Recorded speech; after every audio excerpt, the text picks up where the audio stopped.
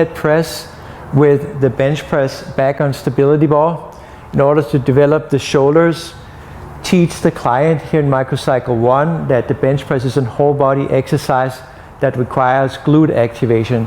And the same thing, we're using a band around the wrist to teach the client how to pull the band apart and work posterior deltoids. This exercise will show the gradual approach to teach, which could take different avenues. So here's just one of them. So initially, we begin with the bands around the wrist. So I just want to teach the client how to get down on the stability ball, walking the legs forward to the point where the upper back and the head is resting on the ball. The glutes are squeezed so the body turns into a tabletop. Then I want to teach the client in the next step here to just move the hands without the weights, and we're going to add the weights on later.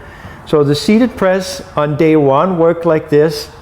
We start in an adducted position and you exhale on the up, exhale, inhale, pull out, lower on the exhale and in. And you do the designated number of repetitions like that.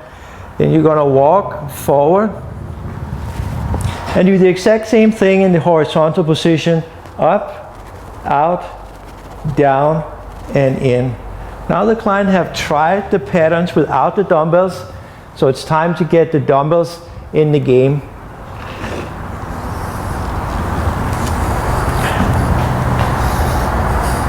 All the cues we talked about applies. Up, out, down, and in. Exhale on the lift, exhale.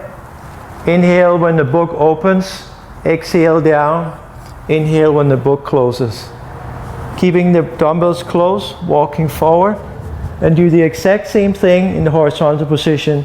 Up, out, down, and in. And do the designated number of repetitions. On day 2, the pattern is reversed.